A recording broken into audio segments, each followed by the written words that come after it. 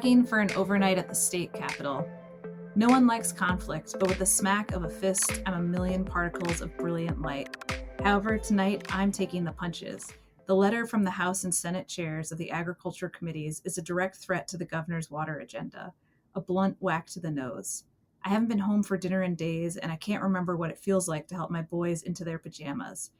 I'm tired and mad, and for a moment, frozen in place. It's Friday, well past the midday sunset. My life has been reduced to a countdown to the end of the 2018 legislative session, Sunday at midnight. Firm in my commitment to leave politics and write, I'm seeing the last legislative session of the administration through. I jump up and look into the hallway of quarter-sawn oak doors. Realizing I'm barefoot, I grab heels from my bottom desk drawer. The door cracks open. Tenzin's long black hair and heart-shaped face. She pulls me in. When we look back, won't it be obvious this was another Flint? I say. We shouldn't negotiate. She winds her arms into the thin wool of her white shawl. I smile, relieved that at least she and I won't be battling each other. Tenzin grew up as a Tibetan refugee in India, where her well ran dry in summer. I don't have to convince her that safe drinking water is a choice we make over and over. When she immigrated during high school, I was finishing college. I admire her political instincts, and though she is younger, she mentors me.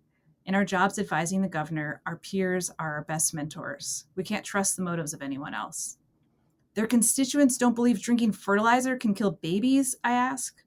While the governor's signature buffer law protects lakes and rivers, it doesn't prevent contamination of the groundwater we drink. It isn't about that, Tenzin shakes her head. I notice the big circles under her eyes. I wonder if I look as worn out as she does, maybe worse. That was an excerpt from my book, Core Samples, A Climate Scientist's Experiments in Politics and Motherhood. Confrontation, negotiations, and gut bunches are all part of political offices, but we will get back to that after I introduce myself and the experts I'm in conversation with today. In today's podcast, we're going to focus on how one gets their voice heard in politics. I'll be speaking with policy experts Dr. Roberta Downing and Tenzin Dolkar. We'll talk about our experiences working inside political offices, and then we will talk about our experiences working outside political offices. We'll get into issues around work-life balance. All of us are raising children, and we will end with concrete advice for how to get your voice heard. This is my first book, and I'm really excited. I'll be doing a book tour traveling around the country to bookstores, universities, and even a spice shop. More locally, I have a grant to do a book tour of rural Minnesota with a community book writing project at local libraries.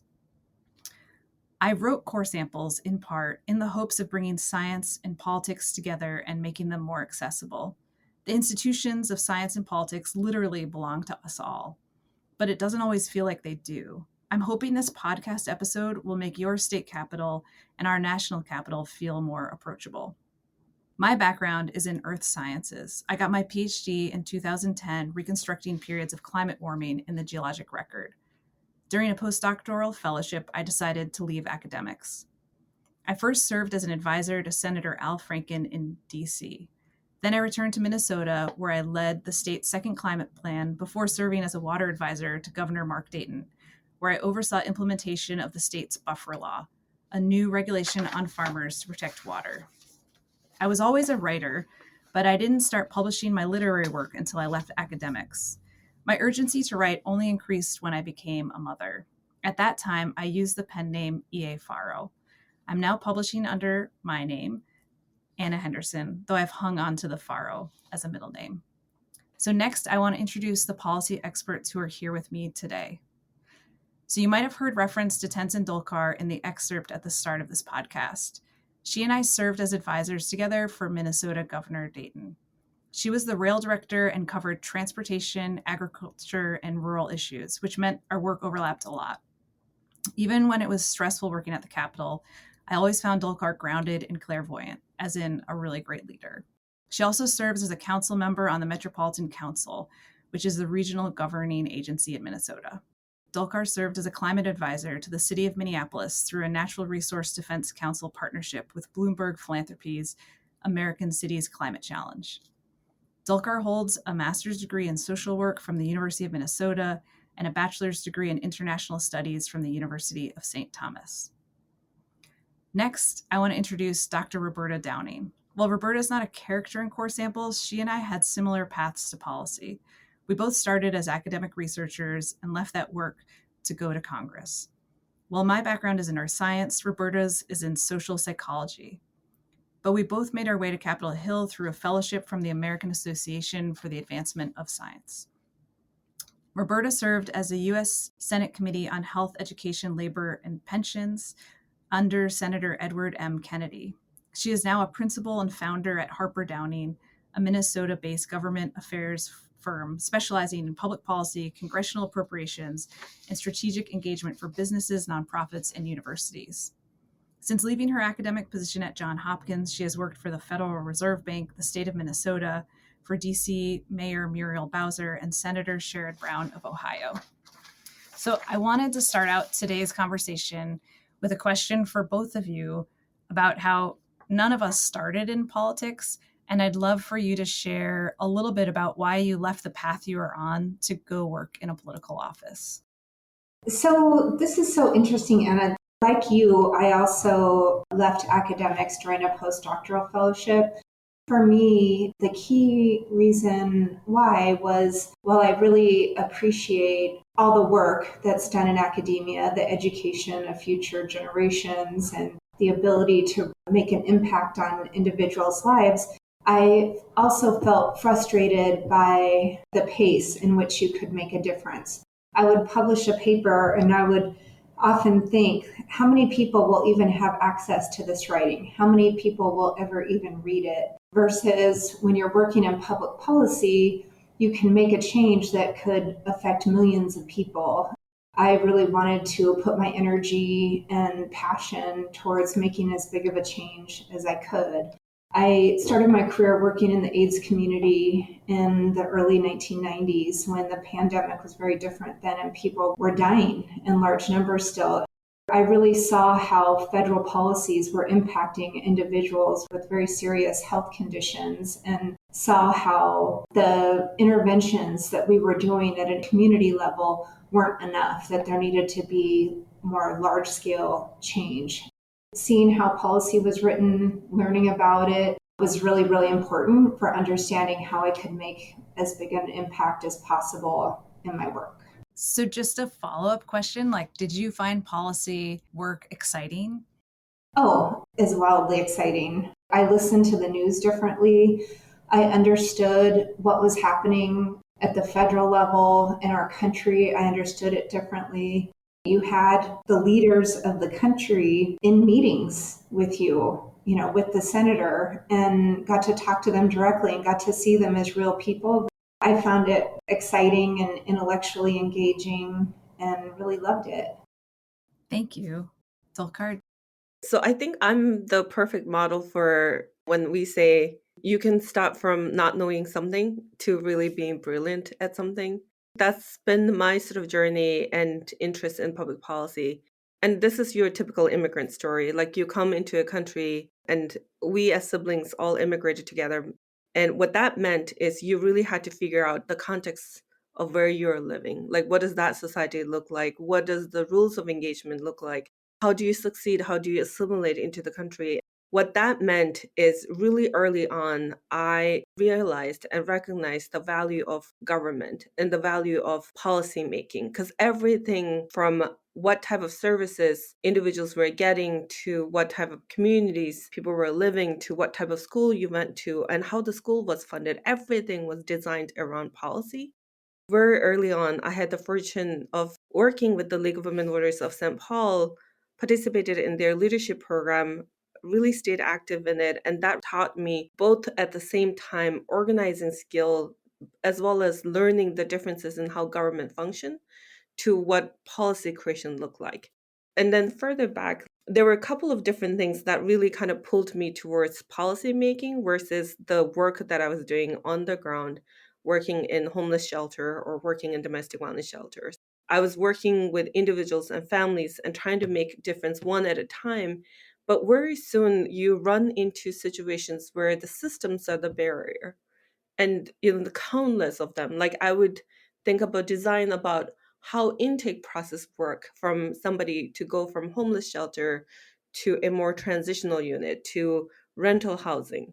we would take women to get order for protection, which were again designed in the law. Somebody influenced the policy. So very soon, when you're trying to influence individuals' behavior and you are trying to take care of family and children and making sure they were doing well, that they had services from the government, that they can succeed, you very soon start adding up the systems that you're running against.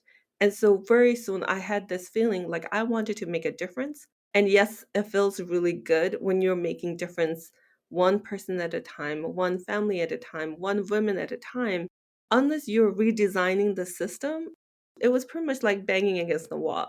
Like you would hit your head over and over again, expecting a different result. So that was like one thing where I wanted to make a difference. I knew the system was an issue. The second thing I would say that really came through for me is the idea of, and I held this and I still hold this to be true today, is the people most impacted by the issues are usually the best people who can actually design the solutions.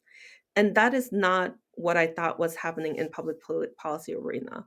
So I would work in the shelters and I would go at association meetings, or a coalition of battered women would hold public policy meeting, and we would talk about housing issue. We would talk about all these different services and changes that we wanted to see in policy arena, but we didn't have visibility into whether or not those policy designs that we were recommending as practitioners on the ground could actually be implemented. And so that meant, again, like there was a draw for me to then step outside of it and actually learn. And so doing all of those parallel things, being part of the League of Women Orders, organizing in communities, being driven by the idea that I wanted to make a difference, and then seeing the system as a whole and recognizing that the system didn't always talk to each other. People who were impacted didn't really design the systems, really drove me into public policy. And I think that was my calling on why I wanted to be a legislative director and why I wanted to spend thousands and thousands of hours just trying to understand different laws and how they interacted and what I can do to change those laws. But again, going back to the communities that I was serving. Thank you both. This is really interesting to hear. And I just wanted to say that when I went into political work, I'd grown up in Providence, Rhode Island. My dad is from Canada and he didn't vote in the US at the time. And we never talked about politics. And in my public schools, we didn't learn about public policy or political procedure. And so even though I had a PhD in the physical sciences, when I got to Congress, I didn't really know how it worked at all. And I'd listened to the news, but I didn't understand.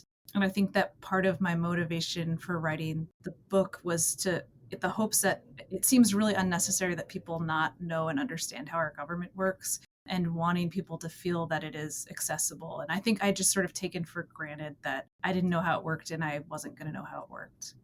One follow-up question. When you first went to social work school, Dolkar, or when you were in your graduate program, Roberta, did you think you were going to go into political work? Or would that have surprised you if someone told you that? For me, it was totally a surprise. And to this day, I think I often tell the story. I remember taking a tour of the state capitol, again, thanks to the League of Women Voters leadership program. And I remember walking by cafeteria and somebody said, "My brother-in-law is a lobbyist." And I had no clue what that term actually meant. And so the idea that 9 years down the line, that I would be working for the governor of Minnesota in that same exact building was completely just unheard of. And I think that's the one thing that I would say is, we use interchangeably, the idea of policy design with politics. And sometimes they are two different things. You can do policy design without ever touching the politics. But I think the three of us, and I think we all can speak to it, is we all found ourselves both with the policy design side of things, as well as managing the politics of policy making, which I'm really curious how the two of you experienced that. There's one thing, kind of a hard lesson that I've learned through the years working in public policy is that even the best ideas and what I might see as the right thing to do may take 20 or 50 years or may never happen. And lots of times that's because the politics stand in the way. And that's frustrating, but the thing that you learn if you really want to get things done is to listen to people who disagree with you and to find compromise and find where you can work together. In my experience, there were individual bills that I worked on that became law, and a lot of it was from building relationships with people across the aisle. We differed on a lot of things, but we were able to find this one issue where there was agreement about what needed to happen. If you want to actually make change in anything with public policy, you're not doing any favors for yourself to demonize people who disagree with you. It's much more productive to find a way to work together. It may not be the dream policy solution, but you can make incremental changes along the way. And that's my perspective. A lot of people don't like the idea of making incremental changes. But the way that I look at it is you can do nothing or you can have incremental change over time. And lots of times having those trusted relationships with people who have a different perspective is how you can make multiple incremental changes that can lead up to larger change over time. For some of us, the change that needs to happen may look obvious, but you have to bring people along. Roberta, I think you'd point to a really good thing, which is so much of politics is relational work. And I think we have forgotten, as we have become more partisan and more divided as a country, I think we have forgotten that as a lesson. And I think so much of what you want to try to do as you're trying to pass bills, executive orders, policy positions, all of it depends on relational work, having relationship with the other person, as well as trying to get the other person to understand where you're coming from. And I am curious for the two of you, and your book references this. Given both of you have doctorate degree and in your respective field, psychology and geology, how much of policymaking did you feel like had to do with the content and the substance of the work versus the stories? And Anna, your book alluded to this a lot. I'm curious, how did that come across when you were doing your policy work?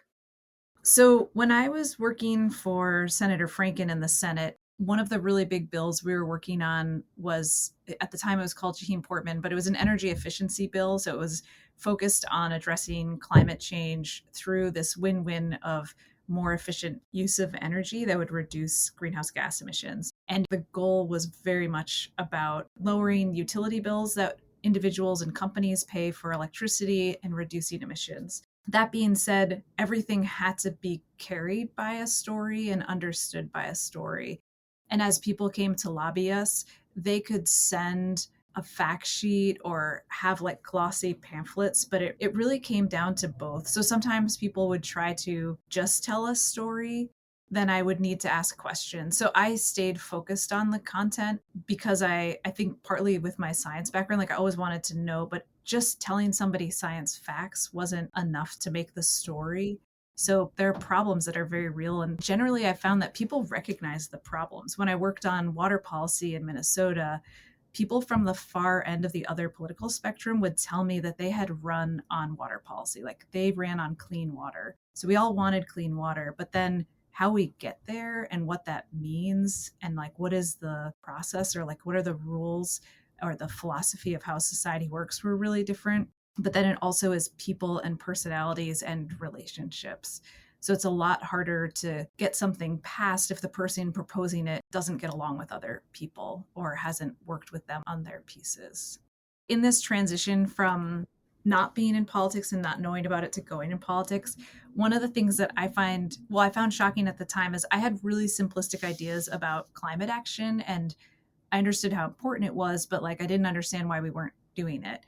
And then working in politics, it became clear very quickly that the things that felt non-negotiable that I thought we had to do to reduce emissions were really complicated. And there were a lot of people and communities and aspects of all our daily lives that were at stake. And so the process was going to have to be iterative.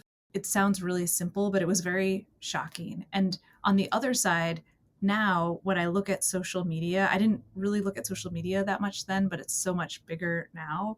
And people assert positions and they kind of other anybody who doesn't agree with their position. And I find that a little bit shocking. Coming from politics, the way you get things done is working with people on the other side of the aisle. And even when Dolkar and I were in the governor's office, the House and Senate for Minnesota were controlled by the other political party. I spent the majority of my time talking to folks who were actually in the other political party because they were running the House and Senate. I wanted to jump in about your question, Dolkar, and that I think the most effective way of influencing policy is both using data or research as well as the story that humanizes things. I think that people often don't recognize how important stories are to pushing an issue along. There are people that came to meet with me when I worked in the Senate that I still remember. I remember them vividly. I remember what their story was. And this is more than a decade later. There was a woman who had a gigantic tumor growing out of her head, and she had been dropped from her insurance company because she participated in a clinical trial to try to save her life. And this was before the Affordable Care Act. You can't do that now. We introduced a bill to make it so that insurance companies could not do that, and that was incorporated into the Affordable Care Act when it passed. But I can remember her, and I remember other constituents and people and exactly what their stories were. Seeing them, seeing their struggle in person, hearing their story, combined with the data was the most powerful combination. And I experienced this working on water policy issue. I think there was one really old law that forbids a farmer from suing another farmer. And I'm not going to recall the law correctly, but there was a runoff. And it was wording of like 1 to 2, 3 words that people wanted to change it. There's a nonprofit called Land Stewardship, and they brought their farmers. And I remember people bringing pictures and stories and then showing pictures of, when it rains heavily, the runoff that was happening from one farm to the next farm. And then I also remember somebody telling the story about manure that was running off from one field to the other and what that impacted in terms of family life and living situation. And I think that was one of the most effective story in preventing the change that individuals were seeking at that point. And it was so simple in terms of changes it was making, but only if you understood the meaning of the law, like you understood the impact. But again, you had to be paying attention to that policy, like you had to know. And if you weren't a policy expert or if you were an expert on that issue, like you would not have known. But the stories was the one that made the difference in repealing the law. Images are really powerful because I remember also in water protection laws with this requirement for buffers of perennial vegetation between agriculture, row crops, and public waterways.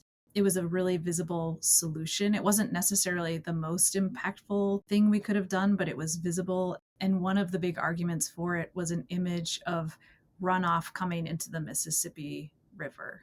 In the book Core Samples, there's an essay I write about being lobbied, and I wrote it in the form of like a running dialogue through my head because I wanted to share that with the reader of what is this person thinking about. But at the end of that, I end the essay by saying, putting numbers into story form, that is ammunition in politics. So just echoing what both of you have been saying.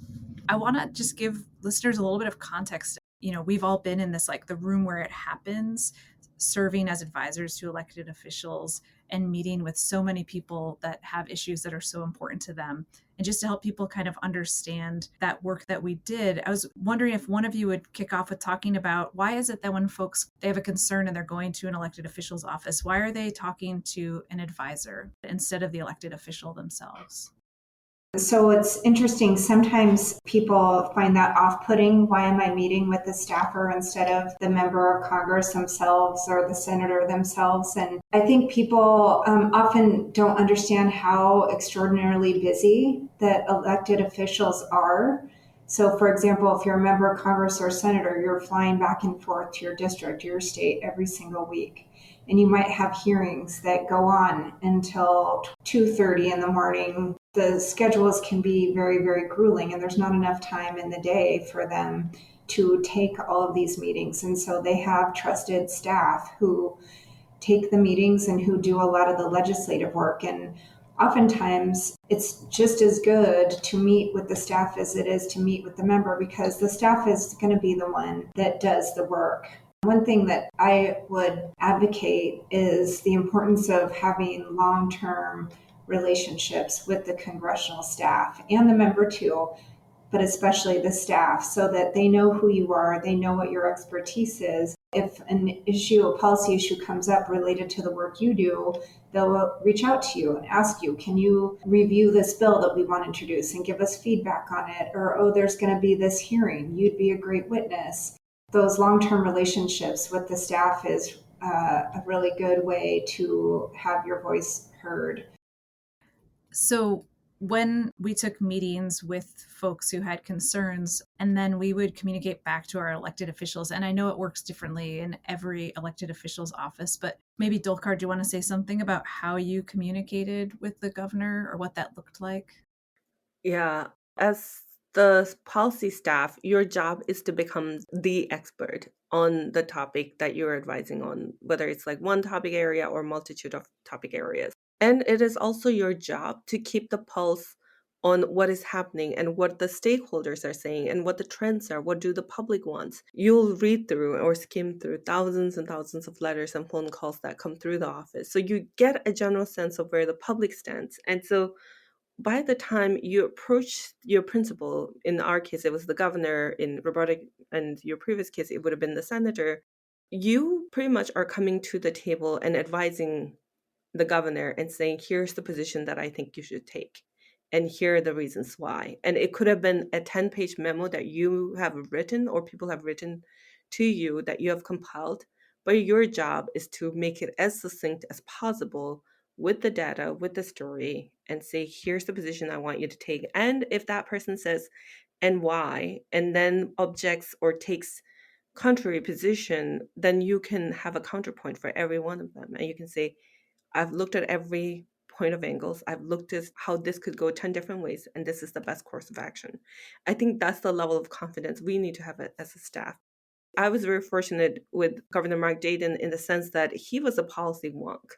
If there was a policy wonk in politics, he was it. He read everything, he understood, he cared about things very deeply, and he wanted to really dig in deep. And so our combination of how we communicated were in forms of emails, memos that went to him, and then we would do hour-long meeting with him where we debated out policy and we would present information to the governor. For each issue, you may have less than 5 minutes because you're running through so many issues. You're effectively running the state agencies, the government, and then caring about all the different issues that come up throughout the day, including any emergencies that were coming up. So more often than not, you only had about 5 minutes per topic, whatever you're talking, and you just had to make sure you were succinct and you had clarity and that you had a point of position. And then you didn't catch the governor by surprise by not letting him any information that he needed to know. So regardless of whether that was something coming out of a different group, something who would have spoken against the position he was taking, or a position that, should have been a better one, but we're not approaching because of X, Y, and Z reason. I think that was the approach we took.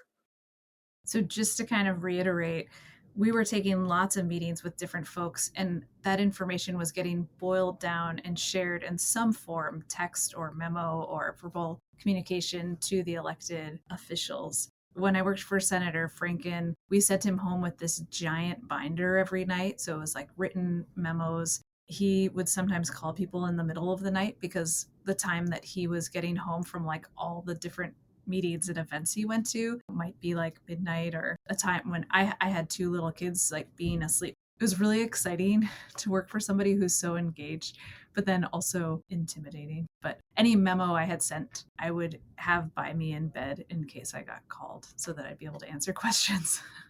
So when you guys were being lobbied, like your experience of people coming in, we have some mythology around lobbyists, I think, and what they're like. And I was kind of surprised because my experience of who actually came in was really different than what I'd seen represented on television, which is that the spectrum of people who came to me were across the board in terms of age and lifestyle and appearance. But just wondering like how you found it, like who was coming to you and how did they interact with you? And what were different things that were effective for getting something across to you?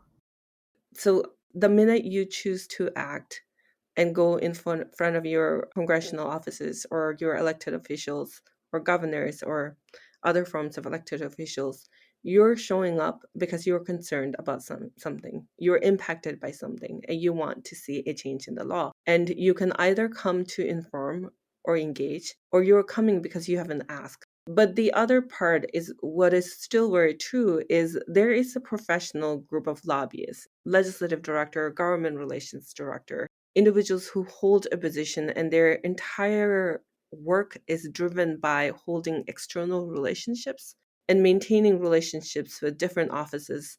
And that means both the elected officials down to the aides or the secretaries or the individuals that work in the offices. I mean, that is their job. It's like figuring out who they are, what do they care about, and how can I make sure my issues are represented in that area, or how do I have a relationship in that community. So I think that's the second, there is a professional group of lobbyists. I would say my experience was similar. You had a array of people coming to our office. I think there's a difference between advocacy and lobbying. Some people come as advocates, some people are paid lobbyists. Lots of times people hear the word lobbyist and they have a negative connotation of it. And I think that that's a misnomer because lobbyists are often very passionate about the issues they're working on and extremely informed and can be really helpful with providing information that you need and being accessible so that you can call and ask questions when you need something answered quickly. One of the best things that you can do is be succinct in how you're speaking about an issue, saying upfront what your ask is, being really clear about that. In the very beginning, showing why this issue is important and what is the urgency behind it. If there's not urgency, then why would anyone want to do something about it? Oftentimes, what people struggle with the most is being succinct in describing their issue and not too technical and not using acronyms and talking about it as if you're on the bus with someone you've never met before. You don't know what their education level is, and being able to talk about your issue so that it's crystal clear to them why the issue is important and why something needs to be done about it.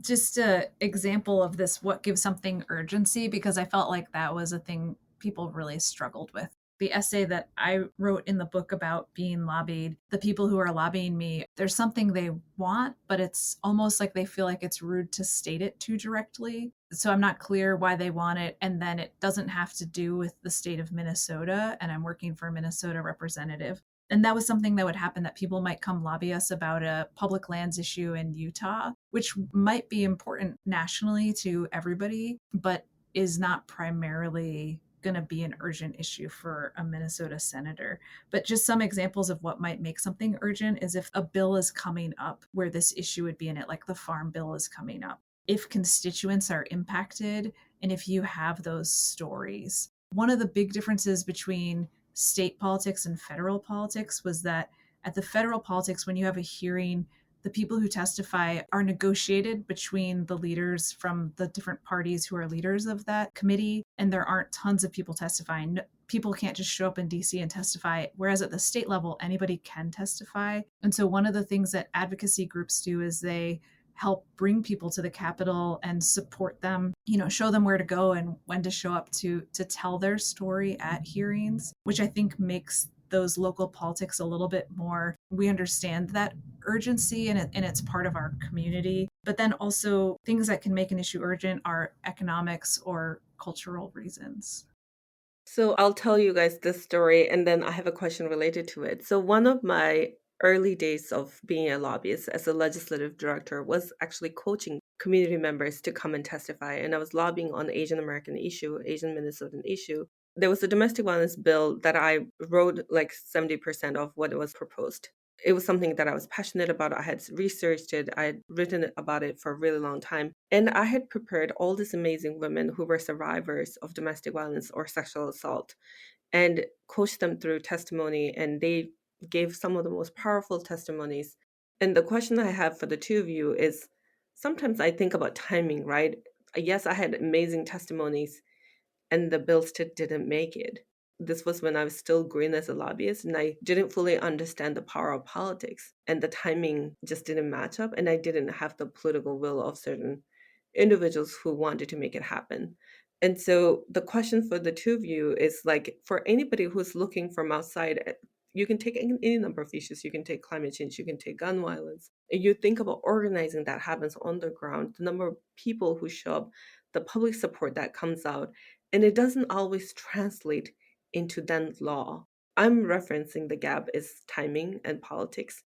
For folks who are organizing at that level, what is the thing that they're experiencing as a gap from where they thought they may have succeeded in influencing to the reality that nothing is actually moving in terms of a legislation?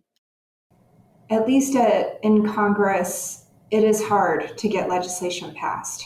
The whole system is built for it to be hard. And so to engage in this work, it's really important to have patience and to know that you're not always going to get what you want overnight. It's going to take time and it's going to take persistence, and you have to keep at it. And this depends on, there's so many different ways to influence policy. It really depends on what you're working on.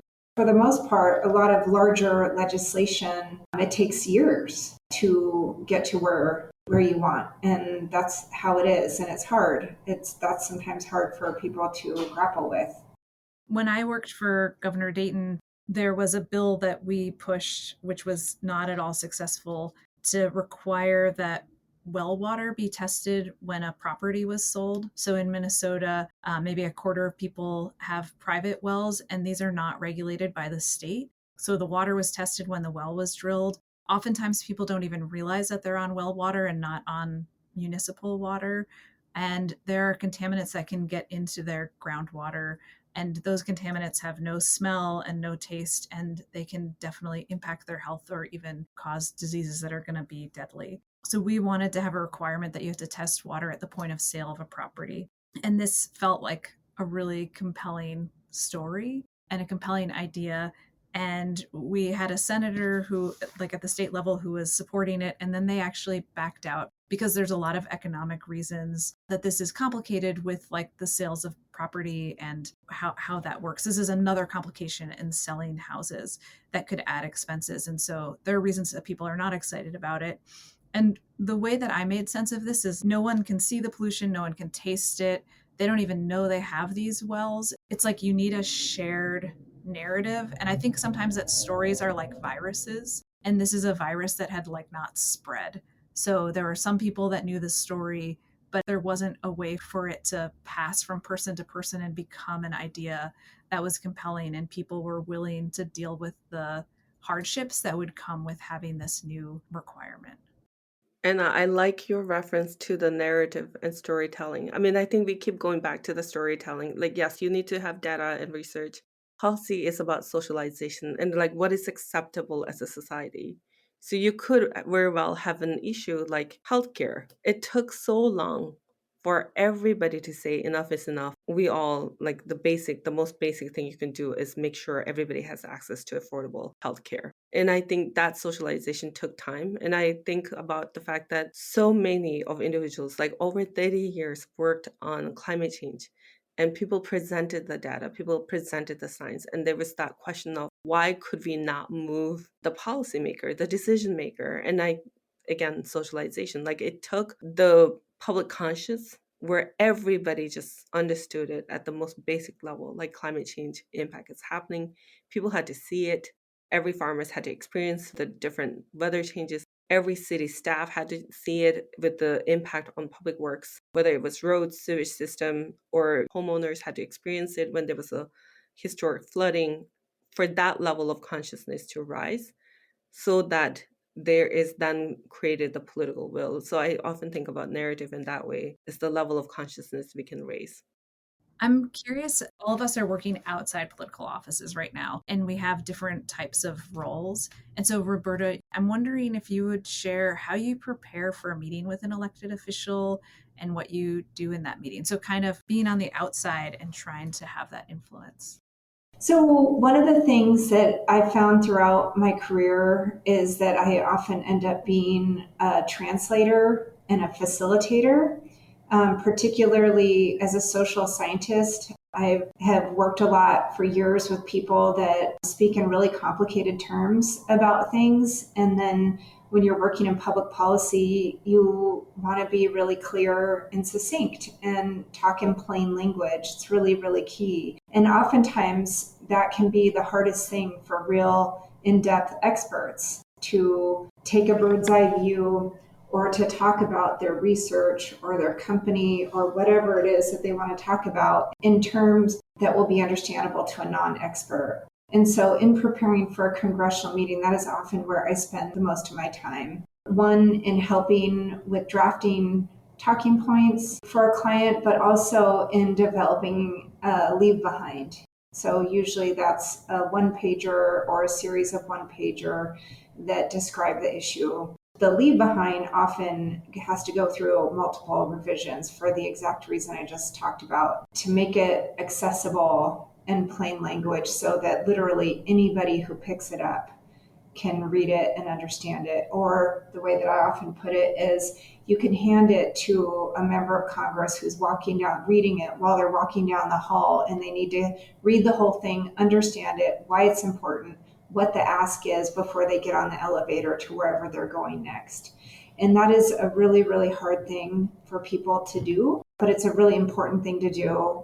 We all have different backgrounds. We all have different experience. We have different education on different topics. And so you can't ever assume knowledge, and assuming knowledge will make you less effective. That was great. That's really helpful, I think, to hear. To be being this translator and facilitator. I'm assuming that both when you worked in a political office and working outside political office, you're doing that translation, because that certainly, for me, is something that, like, a role I'm serving kind of wherever I am, I think.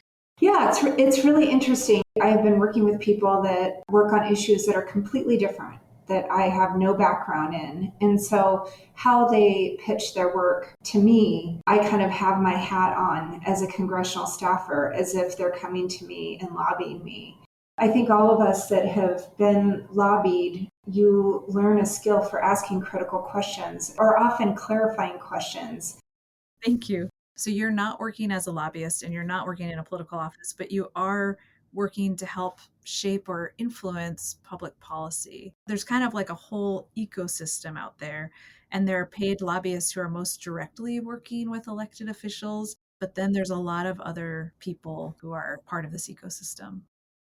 So there is a difference between advocacy and lobbying. Lobbying, there's a legal term for it. In the state of Minnesota, there's a very strict definition for what lobbying is. And if you're nonprofit or if you're for-profit businesses, you have to register, you have to calculate the hours or the dollar amount you spend, and you have to report it every year. Federal definition is less stricter than Minnesota. In terms of the ecosystem of like who's organizing, in my experience, both having been in part of nonprofit and somebody who now works primarily with nonprofits in my professional career, what I will say is we take the public engagement, organizing, education, inform, educate, organize, and then advocate. So you really are engaging at informing the public, engaging with them, having one-to-one interaction with everybody from every walks of life on the issues you care about, getting them educated on it.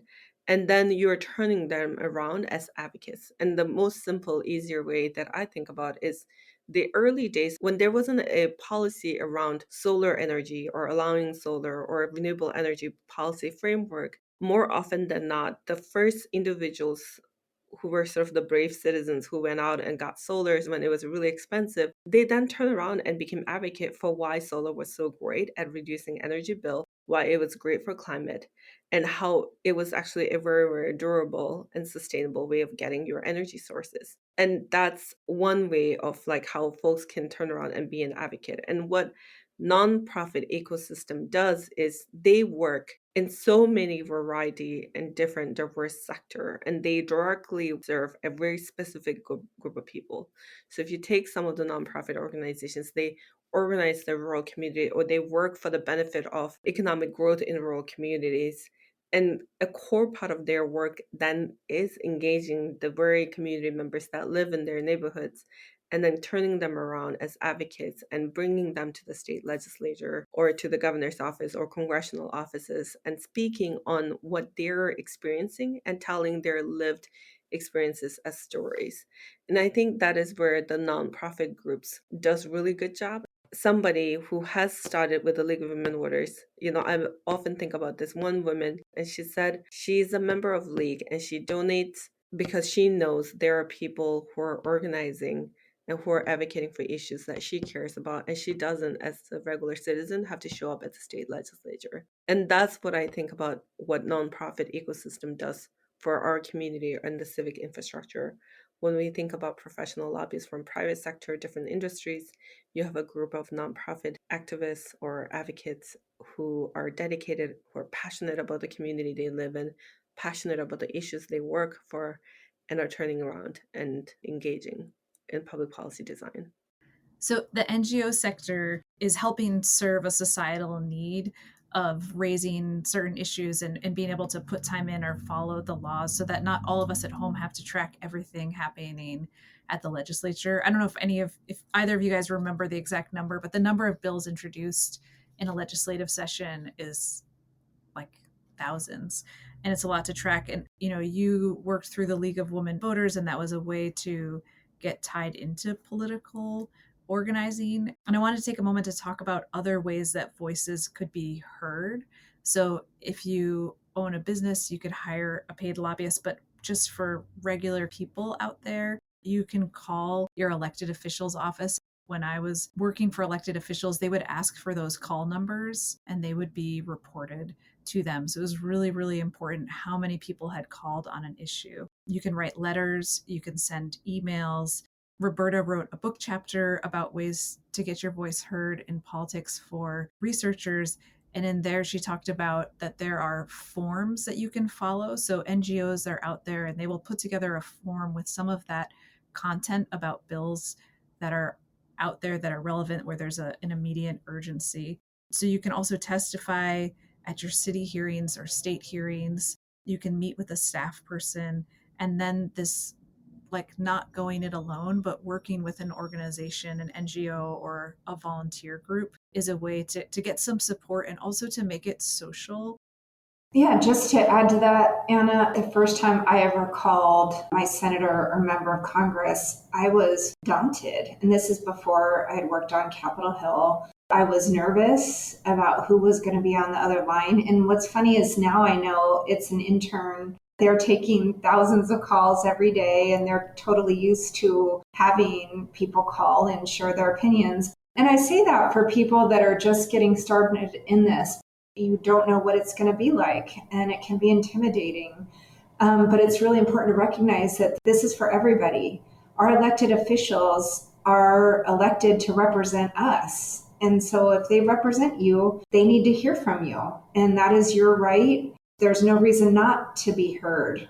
When I worked for Senator Brown, we would have staff meetings, and he would start every staff meeting with asking, what are the top 10 things people are calling the office about? And he would get a report out. Okay, what are the top 10 things people are writing letters about or emails about? And he would get a report out on that. People engage with Congress on everything you can think of. Like, there are cigar smoker advocacy groups. There are heart disease advocacy groups. There's an advocacy group for just about any issue you can possibly think of. There is public policy written on virtually any topic that you can think of. So there's usually always an infrastructure of people like what you talked about, Anna, that are already working on the issue and that you can engage in the beginning until you get comfortable doing some of this work by yourself. Don't be daunted, just do it. And the more you do it, the more comfortable you'll get doing it. So when I worked in Franken's office, there were a couple people who answered the phones. They were really young. They might have been interns or right out of college. Two of them later ran for office, and they're in really powerful positions now. Somebody might be really young. They might be new at this, but that doesn't mean the relationship isn't important or that they aren't really smart and headed somewhere. If you're the person answering phones in a political office, the power of hearing other people's voices and stories is really powerful, and it changes who you are. In both offices I worked in, I answered phones for a day during different crises, and it was a really incredible experience. There was a full spectrum of people who were calling about different types of issues. I had this very kind of emotional feeling that we are all out there trying so hard to do different things and to actualize our ideas and express ourselves. It's really important that we have this government infrastructure to work together. So, we've talked about that making political change, it's iterative, it can be slow. We need to have long-term relationships because this is going to take a while. And I'm just wondering about what are the successes along the way for people who are trying to get their voice heard and trying to make political change. And I'm thinking about that for successes that could be from your perspective in lobbying, your perspective in political office, or your perspective working in the NGO field. I would say, people spend hours, months, years designing campaigns, building up milestone on how they can measure success along the way. But the simplest way, I would say, is did you show up? That's the easy one, right? Like if you care about an issue, did you show up? Whether it is a phone call, email, letter, or going to a meeting, whether it's an affinity group or a forum that the elected officials were organizing, like, did you show up? I think that's the first measure of success. Then the second part is, did you then engage on that topic? The third measure of success could be, was a bill introduced? There's a difference between legislation that you're trying to pass and lobbying, and then the public policy design. Policy design sometimes don't always have to be with elected officials, state legislature, or the governor. It can be policy design at the state agencies or federal agencies where a simple rule or simple way of redoing intake process or redoing the application. And those takes years, but the question is, was an act or an action taken after you had initiated something? Did the other person reciprocate and said, I'm going to do something about it? And then if you are truly committed to making sure a law is passed and you have the bandwidth to dedicate more time towards it, then yes, there are very strict schedule at the state level, state legislature follows. And that's the very same true for congressional offices where there's a deadline and their timeline and you can follow them. But the flip side of that is organizing people. We're talking about having your voices heard in public policy making. There's the inside game and there's the outside game. And so we're more often than not on this podcast talking about the inside game, but on the outside game, you can measure success by whether or not you're engaging the public and if what you care about is the discourse within the public arena. And I think that's a different way of measuring success.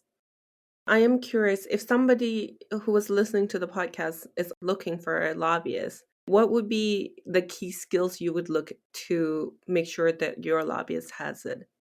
Well, I think you want somebody who's going to be passionate about your issue, who, it's not just kind of a job and taking home a paycheck, but that they're going to really bring their experience and also their creativity to your issue so that they are creating a multi-pronged strategy for you, but also thinking about all the other various ways that they can advance your issue with elected officials or federal or state agencies. That's a great question. Switching topics, I do want to acknowledge that all of us are raising families, live in households, and are balancing that with our work.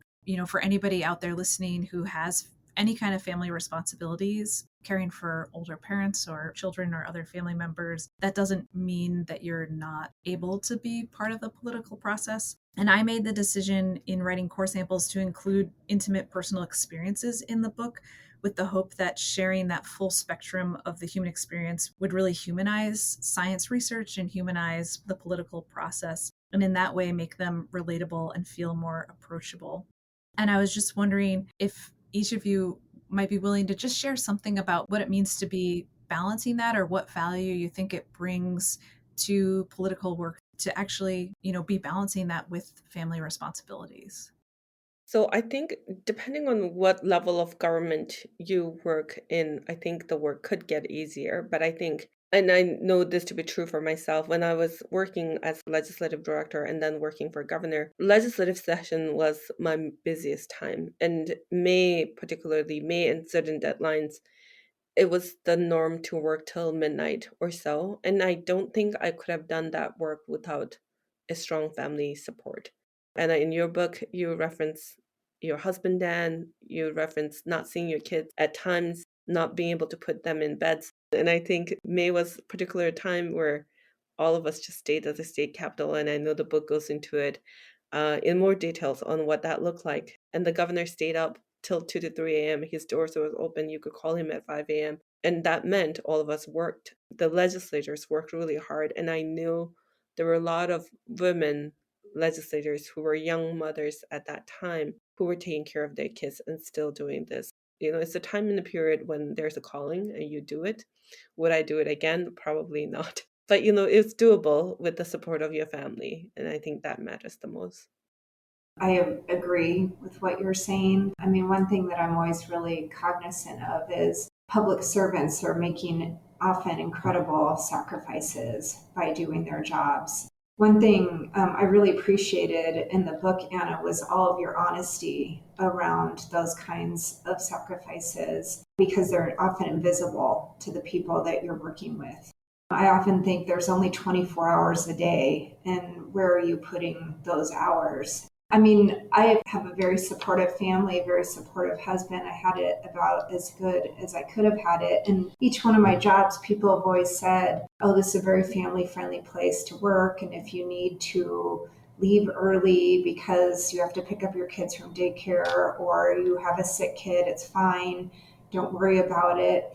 But you still feel a pressure if you do have to leave or if you're not in the office someday because your child is sick. When I worked on Capitol Hill, nobody else in the office. There was only one other person, two people, I think, in the whole office that were married. Nobody had kids, or the ones that had kids, their kids were already grown and in college. If you had to leave early, you felt guilty and bad about it. And other jobs that I worked in that were not on Capitol Hill, to make things family friendly, we would have conference calls at 10 or sometimes 10:30 at night. And by then, you're totally exhausted and it's really hard to have substantive conversations that late in the day. I've worked a lot of jobs where I woke up 6 a.m., got on the computer, worked for an hour, then the kids wake up, get them ready, you go to work, you come home, you have dinner with your family, and then you're back at your computer again until 11:30 at night or midnight. A lot of jobs I think are family friendly. I just don't know now, reflecting on all those different jobs, I kind of question, was it really family friendly? Because I was really exhausted all the time. Family friendly, but maybe not family sustaining. Not a family sustaining. And your last book sort of is the goodbye book and sort of wrapping up the chapter. You do talk about the decision not to seek employment again. Like we all knew the governor term was ending. And I think most of us had a choice of like staying into the next administration. I remember I had the choice of staying into the rail director role. We had conversation because your office was different than my office, but you were very clear, like you were leaving the job and you were going to take time off and you were going to write a book. And I imagine that decision wasn't easy. Would you mind going into sort of like what led to you deciding this is it? Like you were taking a step away from the center of politics, the center of power, the center of your ability to influence a number of issues that you care about, and really leaving your professional identity, which is so much of like 90% of our identity at our age. What did that feel like? I think the identity part was like the scariest. It's like, oh my God, who am I and what am I doing? COVID has really changed things because it felt at first like, wow, everyone else is going to an office and I'm not. But I also had this very strong clarity that I wanted to be writing. And I had been writing short pieces and publishing them and doing that while also raising kids and working these jobs that are 24/7. It felt really, really exhausting and unsustainable. And I felt like there was this part of myself that I kept stuffing away. There had been this idea that like sometime I'm going to have more time to write. And it started to feel like that's not going to happen unless I make a decision. And so I'd made a decision that I was going to do that. And it wasn't going to make sense to anybody. My parents weren't like excited about that. It was a decision I was going to make, and I was just going to have to like be brave and like see what happened. But maybe also to put it in perspective, like my idea of not being employed actually ended up being kind of busy because I taught a class at the university when I look back on it, it's like, actually, there was like no time when I wasn't doing something. It's just that I was trying to do things that left some time for writing. I think my perspective is skewed in that thinking that I'm giving myself open time, but actually still having quite a lot of responsibilities. For me to work on like creative writing, which I'm doing besides this book, I'm writing other things, but that it's this continual boundary that I'm setting up that doesn't really make sense in the world that we live in, but it's just like a personal, maybe like spiritual choice. And I think it's interesting for my kids to see that. And I don't know what it means to them yet and how they're going to look at that, if they'll be like, wow, that was so cool, or if they'll be like, man, you could have like made a lot more money doing something else. But I haven't regretted it. And I think it was also like a thing of like listening to my body. So when we were leaving the governor's office, people would call about jobs that were really cool jobs to recruit me, and the idea of doing them made me feel like I was going to throw up. So it was like I have this like very loud, strong message from my body that there's something else I really need to do, even if it doesn't make sense in our economic ways of thinking about work, or even like societal power way of thinking about work. Yeah. We often ask public to show up at meeting spaces all the time at different locations, and sometimes those meetings are happening like after work hours. So we generally tend to have those expectations. Roberta, a very similar question to you. If you think about the different offices, political offices you have worked at, it's the center of gravity, power. Your ability to influence goes up by like 100% from when you are outside to when you are inside, and you actually have direct line of communication with the decision maker. For each one of them, you made a choice to step away from those roles. Were those decisions hard, or were they driven equally by like trying to find more sustaining family life? I think that it is a huge issue that is not examined enough at all in the workplace is how organizations lose talent because they don't have managers that know how to believe in their employees or micromanage their employees. And when I worked in the Senate, it's like you really are part of a team. And I think you guys had this in the governor's office because you're working as a team. You're working for that person to advance the initiatives. And so you have like this cohesiveness, and a lot of jobs don't have that. I really miss that cohesiveness. I think from hearing from Roberta, and I thought essential to maintaining talent in an office is that management is lifting up and supporting the experts, trusting them, and giving them flexibility. There's no reason that somebody with children, even really little children, can't be incredibly effective in these positions, and that the perspectives of people with family responsibilities, whether it's for older people or younger people, bring so much that is important to political offices, because really what we're trying to do in politics is create a society that supports everybody and supports care. And so we really need the perspective of people who are caregivers to be part of that. One thing just to add to that, I found time and again, being a working mother, I had different insights into different policy issues that people who did not have kids couldn't see, whether it was things that happened in daycare or things that were going on in schools. When you're living it, it's a lot different than it is for people who aren't living it, and you understand it differently, and it can also really spur the fire in your belly to make changes when you see real kids experiencing things. So, as we're wrapping this up, Anna and Roberta, I am wondering, as we reflect on our background and our having worked in policymaking, both inside and outside, I am wondering what are top 3 to 5 takeaways. So, my sort of kind of 3 big takeaway is one, the public service. I think public service is a calling. And truly, when people say public service is a public servant, there's some truth to it because you do a lot of thankless job. And there are often days when you feel this way where elected officials or the publics don't see the work that you're doing. But in my time, having worked with state agencies, having been part of the governor's office, I have not met a single person who wasn't extremely passionate and that was working in public service. It's truly a calling and dedication that you make towards, because you believe in something beyond yourself. You care about an issue, you care about making something, and sometimes you go into the most detailed implementation process that most general public don't even know the details. They will see the mishaps in the news, but they don't see all the fine details that you go through and that you worry about to make sure a state is running smoothly, or somebody's life is getting better, or that we're running things normally, like, the light is going on, the energy is running on time, people are getting their bill paid on time, people are getting their insurance on time. It truly is a calling. The second thing I will say is everybody has the ability to influence, and everybody has the ability to access that power of influencing. And you can have a very dominant voice in what happens in our public policy arena, policy design, influencing elected officials. It takes time, it takes organizing, it takes being really concentrated and dedicating time to it, but it is doable. The third thing I will say is the power of people. And I've watched this over time. Sometimes I think elected officials are not God. They're not omnipresent beings where they will know everything.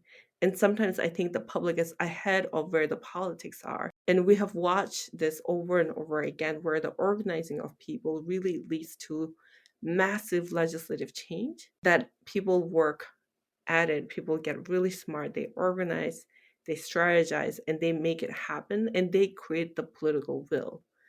And so I think the power of people truly stands outsized influence over anything that happens in public policy arena. So I have a couple thoughts of my own, but I wanted to restate a couple things said earlier in the podcast, which is the importance of combining a personal story with data to get your voice heard and to really communicate the urgency and importance of your issue. And then the other thing I wanted to restate is the importance of listening to people who disagree with you. And following on that, don't let perfect be the enemy of good. Success in politics is incremental change. It's not getting exactly what you want.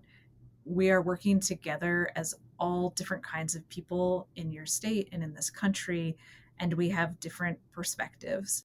Success is having your voice heard, it's having small changes made, it is ongoing engagement over time.